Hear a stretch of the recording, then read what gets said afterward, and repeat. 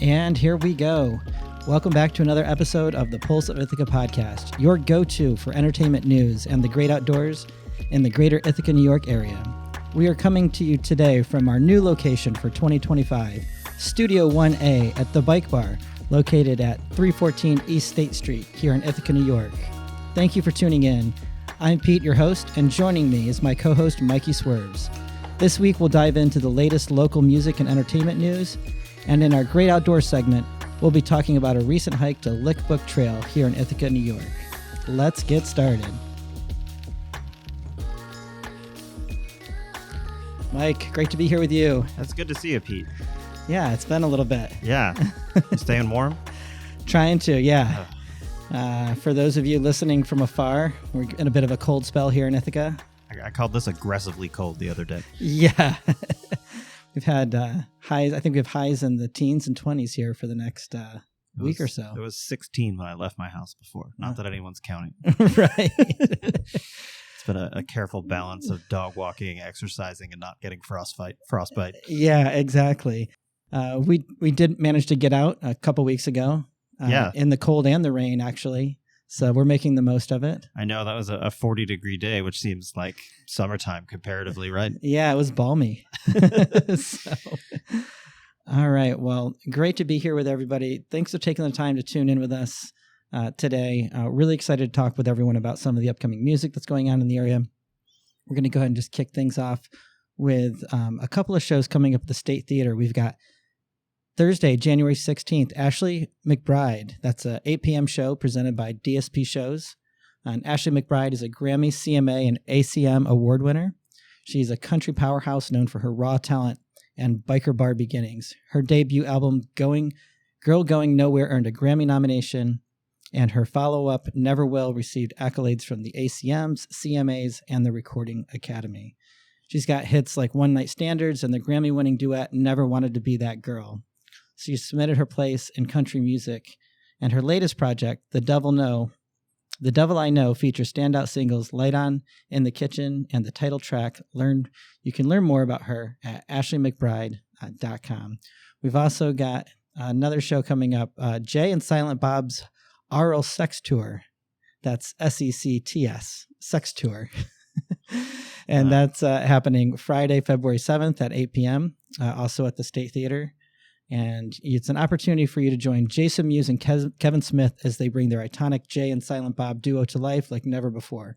After 30 years of friendship and 8 movies together, they'll share hilarious behind-the-scenes stories about making films, fatherhood, and navigating their pop culture legacy. So Jason Mewes, you may know him, is best known for Jay in the movie Clerks, the cult classic. He has become a pop culture icon. Beyond his work with Kevin Smith, he's acted in films like The Last Godfather. He's been in TV shows like The Flash, and he's directed Madness and The Method. He entertains fans on Twitch and through his live show, Amusing Stories. That's a play on words there. AMEWES. Amusing with his name. Oh, yes. I didn't pick up on either of these play on words when I was reading this before. So Kevin Smith, the writer-director, and Silent Bob. Kevin Smith has been creating cult classics since Clerks in 1994, as well as the 2 sequels that followed. After surviving a mass heart attack in 2018, he continues to make movies, podcasts, and media with his signature humor. So come laugh, listen, and celebrate this legendary duo live. That's happening at the State Theater here in Ithaca. And for tickets and all the details, you can head out to stateofithaca.org. Cool. This should be good. I'm looking forward to Jason Isabel coming up right after that too. Yeah, there's actually a good set of shows coming up in February and into March, which we'll definitely get into in next month's episode. So. Yeah, no, I'm excited for that. Yeah, good stuff. Deep Dive Bike Bar also got good stuff coming up though. Yeah. What's coming up at Deep Dive? Absolutely. So Deep Dive is actually taking a couple of weeks. They're going to be closed for the first couple of weeks of January, but they're going to be kicking things off on Saturday, January 18th. The band Neighbor is going to be playing. Their story began over 35 years ago when childhood neighbors Richard James on vocals and keys and Lowell Brewer on guitar shared melodies across fence lines. Fast forward to 2019, the quartet was completed with Dan Kelly on bass and Dean Johnson on drums. Their weekly residency sparked a devoted fan base, and the Neighbors are now growing nationwide. With a catalog spanning hundreds of songs, Neighbor is one of today's most exciting live bands, blending Americana funk, rock, jazz, and soul with fearless improvisation. They're currently writing and recording their second album, solidifying their place as a genre-defying musical force. So tickets are available there at the website as well. And that's Neighbor, Saturday, January 18th. Another show, they actually have a couple other shows going on throughout the month, but another one of note is coming up at the end of the month. You have on Friday, January 31st, you have History of the Dead, 1965 to 2025, 60 for 60. And this is an event that features Eric Carlin's Half Dead. They're returning to Deep Dive to kick off their 60 for 60 concert series, celebrating the 60th anniversary of the Grateful Dead. So they're going to be doing 60 years of 60 songs, no repeats. So that seems like that's impressive. That's like 1,000 songs I think they're going to play if it's 60 years. No, but it says here 60 years and 60 songs, no repeats. Join us at Deep Dive for this long, strange trip. Doors are going to be at 7 p.m. Music is at 8 p.m. Those tickets are $9 in advance and $15 the day of the show. Also, they've got another show coming up on Saturday, February 1st at 8 p.m. Central New York's CC13 brings a dynamic mix of original music across multiple genres, featuring CC Ryder on vocals, Johnny Marsh guitar, Greg Swerves on bass, and Phil Reigel on drums. This band delivers tight rhythms, on-the-spot live improvisation, and extensive catalog that keeps fans of all ages entertained. That lineup also includes Stereo Opticon, a funky rock jam band from upstate New York. Looking ahead to Saturday, February 1st, there's another event at Deep Dive, and it's actually featuring 3 bands. They've got Central New York CC13 with Stereo Opticon and Uncle Yuku and the Guys. Central New York CC13 brings a dynamic mix of original music across multiple genres, featuring CC Ryder on vocals, Johnny Marsh guitar, Greg Swerson on bass, and Phil Reigel on drums. This band delivers tight rhythms, on-the-spot live improvisation, and an extensive catalog that keeps fans of all ages entertained. Also on the lineup is Stereo Opticon, a funky rock jam band from upstate New York. Stereo Opticon blends rock, funk, and improvisation into electrifying live performances. With over a decade of regional touring, 2 full-length albums, and 2 more in the works, this 4-piece Johnny Perez on guitar and vocals, Kevin Fitch bass and vocals, Dan Swartz keys and vocals, and Chris Howard on drums continue to push the jam band genre. The third band on the lineup is Uncle Yuki and the Guys. Hailing from the Finger Lakes, Uncle Yuki and the Guys are a genre-defying ensemble known for their electro-cosmic energy. Combining ukulele-driven grooves with a powerhouse rhythm section, they've toured coast to coast since 2014, sharing the stage with acts like Herbie Hancock and Donna the Buffalo. So you can expect the unexpected from this group. Tickets are $8 in advance or $15 day of show. Doors for that are at 8 p.m. and the show is at 9 o'clock. So if you're interested in checking out some great live music, be sure to head over to deepdiveithaca.com, pick up your tickets in advance, save yourself some money, make sure you don't get shut out. So what's going on with the Winter Village Music Camp and Bike Bar? We got stuff starting as early as this week. Yeah, that's right. So the Winter Village Music Camp returns to downtown Ithaca. It's January 9th to 12th, and they're bringing together regional musicians for a weekend of concerts, classes, and jam sessions. Hosted by Community School of Music and the Arts, CSMA, and the Canopy by Hilton, the camp features over 100 workshops covering fiddle, mandolin, guitar, banjo, bass, ukulele, singing, songwriting, and more. In addition to bluegrass, old-time, Irish, Cajun, and Scandinavian traditions, there are sessions on music, marketing, recording, and holistic practices.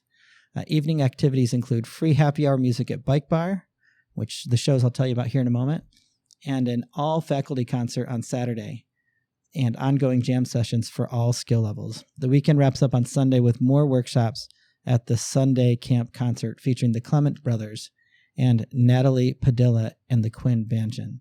So you can find out that full schedule. You can buy tickets and register at www.wintervillagemusic.org.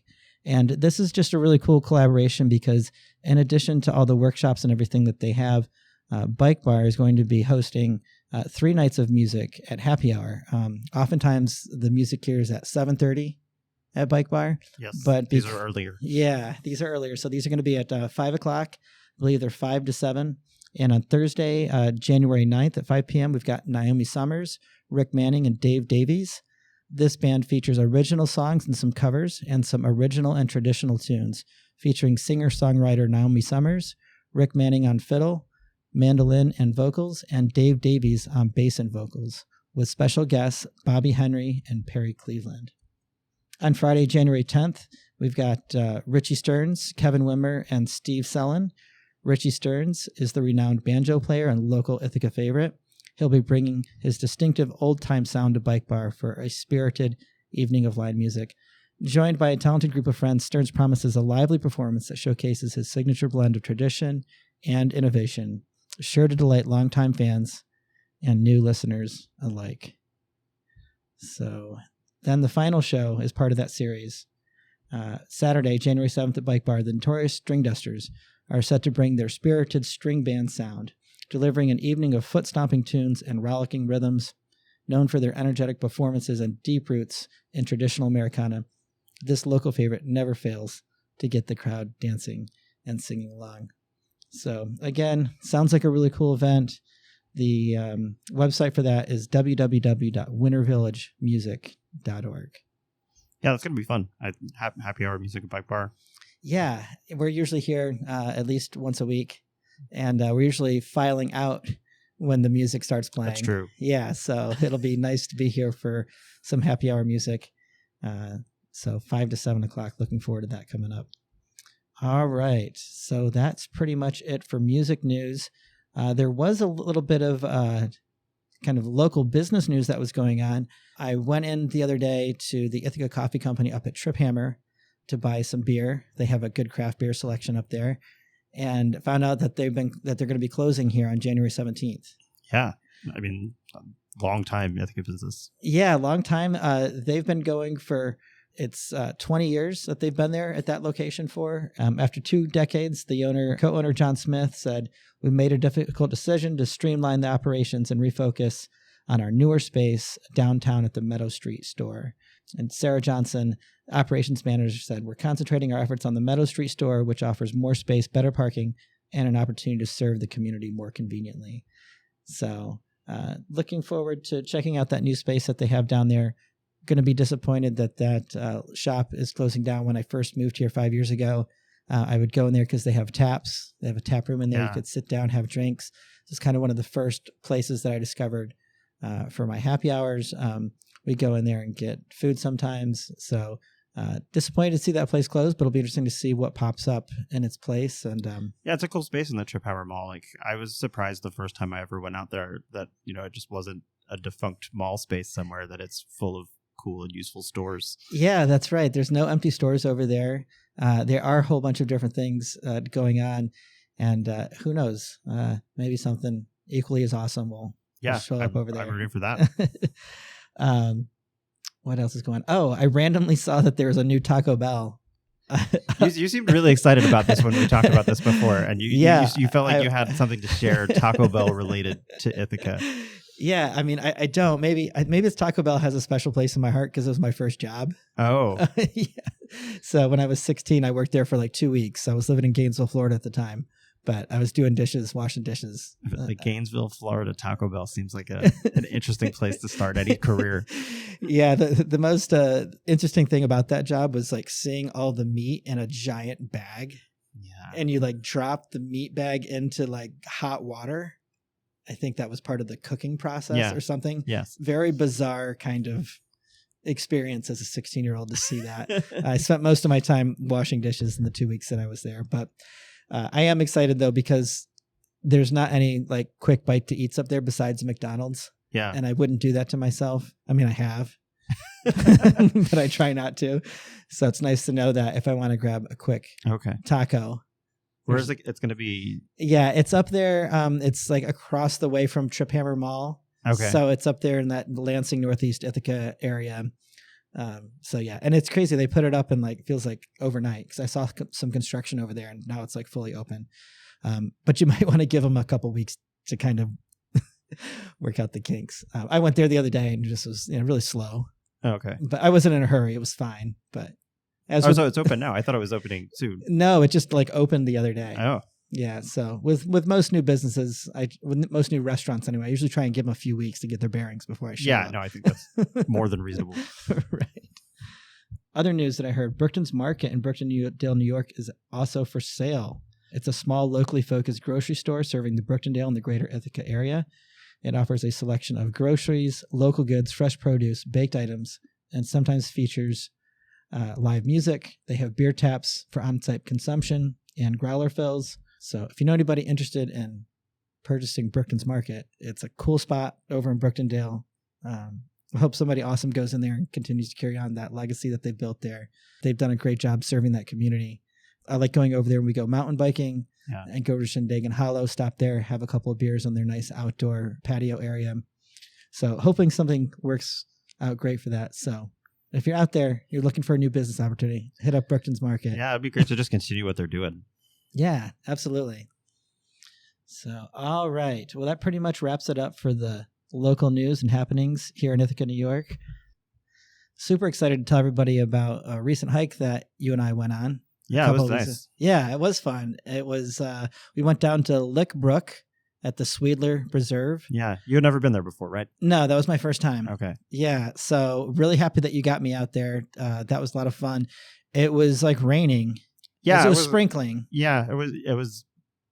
I think it was supposed to drizzle, but it ended up being like slightly more than drizzle most of the day. Yeah, but we were really ambitious. I was kind of trying to bail, honestly. Yeah, I knew there was a bunch of cold weather coming up behind it, so it felt responsible to get out when we could. Yeah, even if it was a little dreary that day. Yeah, but it ended up being a really awesome day. Yeah, I wanted to go over to that one. Just that stream doesn't hold water that well. So, but we had a bit of a melt before that with the snow that we had, and then it rained that day and the day before. So I knew it would be going pretty well, and it was. Yeah, it was. I've been there other times, particularly in the summer, that it's just wet rocks in a lot of ways. Like it's so that's got to be a little bit anticlimactic then, right? Because you're trying to go check out some waterfalls, do some photography, you bring your gear out there, and. Yeah, no, these were much better conditions than the last time I was there over the summer. Good stuff. So for people who haven't been there before, where is this place located? How can you access the trailhead? Tell us a little bit about it. Yeah, so you can actually park two different places to get to Lick Brook. We parked at the bottom, which made our hike up and then back down, which was a conscious choice because I parked at the top, and that's less fun because that is a trip down with a long uphill battle back to your car. Yeah, thank you for choosing that lot, by the way. Yeah, no, I appreciated it. No, I learned that after the first time I did that. I was like, oh, there's a lot at the bottom. Okay, right. Yeah, so we're just south of Buttermilk Falls, almost across the street from Robert Freeman State Park. We parked at the trailhead for the Finger Lakes Trail for this hike, and used that to get over to the Sweedler Preserve, and then hiked up Lick Brook, which I think, what is it? Like, did you say 500 feet of elevation? Yeah, that's right. We ended up doing 500 feet. That's from, I guess that's the full length of the trail pretty much if we skip the Finger Lakes portion I think the 500 feet is all the last 3/4 of a mile. Like I know that we were sweating a little bit getting up there. Yeah, we were. Took a couple of breaks. Yeah, I think it took us 45 minutes to get to the top and then 15 to get back down. So if that puts the elevation change in perspective. Right. And 2.5 miles total round trip. You can make the hike a little bit longer. Tell us about that. Yeah, so I'm blanking on the name of the actual trail that we were on. It's the Blue Blaze Trail that goes through there. The Finger Lakes Trail kind of goes up the side of the mountain at a little bit of an easier grade.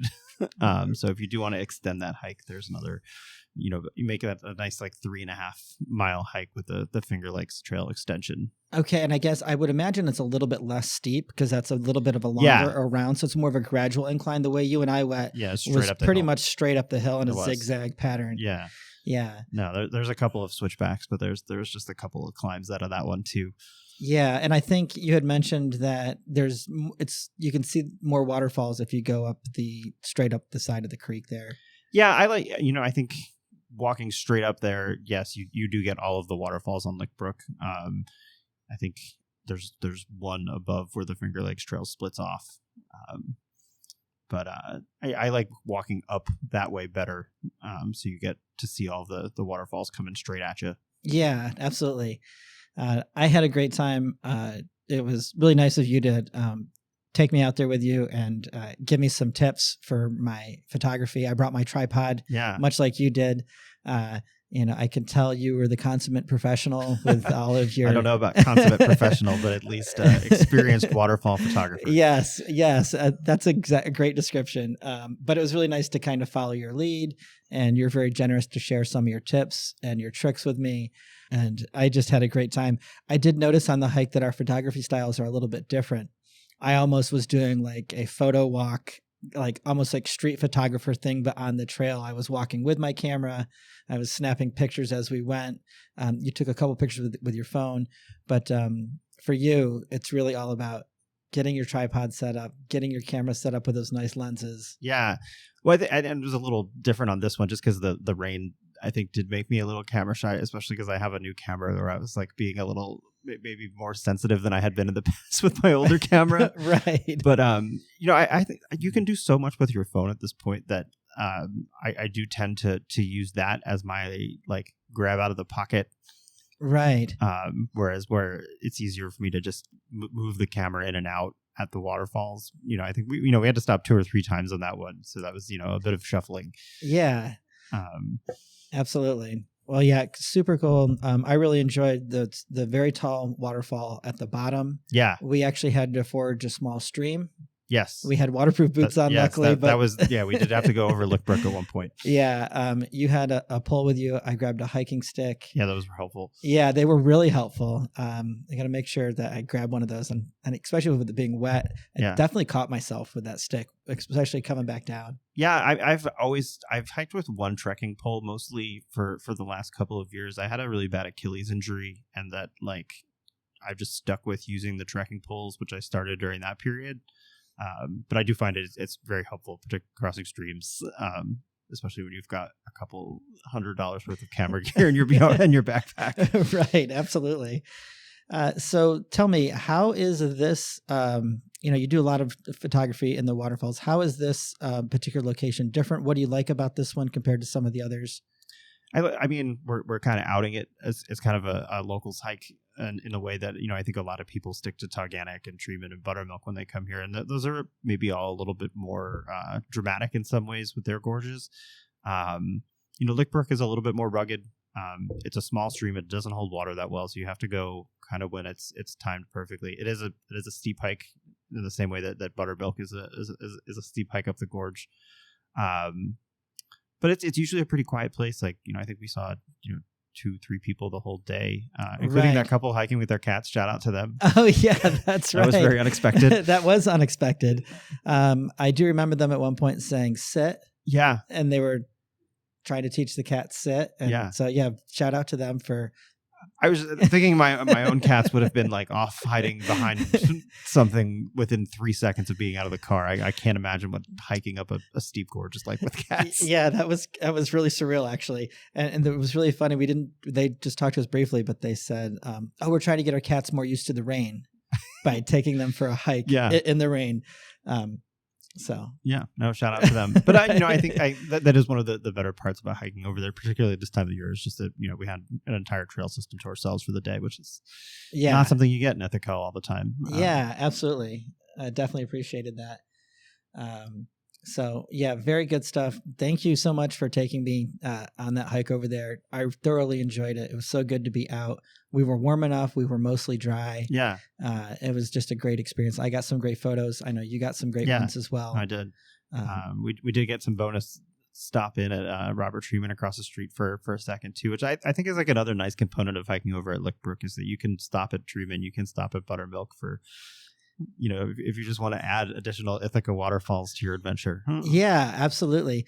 And it was also very cool to be able to capture some wide shots of that whole area completely empty. Yeah. I mean, the parking lot was empty, the trail was empty, the actual area where the waterfall was empty. Yeah. So no, it's like crazy to think of it during the summer when it's just, packed to the gills with people swimming, and the difference in the winter is, I definitely wasn't going anywhere near that water. Right. Well, good stuff. I'm looking forward to our next hike. I know you're going to do some thinking and plan some stuff out for us. So yeah, no, I think we've got a deep freeze in front of us. So, I think we have to decide what ice palace we want to visit. Yeah, absolutely. Any leading contenders at the top of your head? You have I stopped at Tauganic over the weekend, and it was getting frozen, but not quite there. I think hiking up to Lucifer Falls and seeing the ice form there on that 115-foot falls will be pretty fun. Okay, awesome. That sounds fantastic. So there's something epic about hiking to Lucifer Falls in the winter too, maybe. Yeah, there you go. All right on. Well, stay tuned for that. We'll bring you back an update. And that wraps up another episode of the Pulse of Ithaca podcast. We realize you have a lot of options, and thank you all for tuning in and spending your time with us. Big shout out to all of our listeners in Ithaca and around the world. You definitely make this show possible. I'm your host, Pete, and of course, I've been joined by the ever insightful Michael. We hope you enjoyed this episode and look forward to doing it with you again soon. If you love what you heard today, don't forget to subscribe, rate, and review us on your favorite podcast platform. Your support goes a long way in helping us bring you the latest and greatest from Ithaca every week. So until next time, keep your finger on the pulse of Ithaca and make the most of this place we call home. Take care, everyone.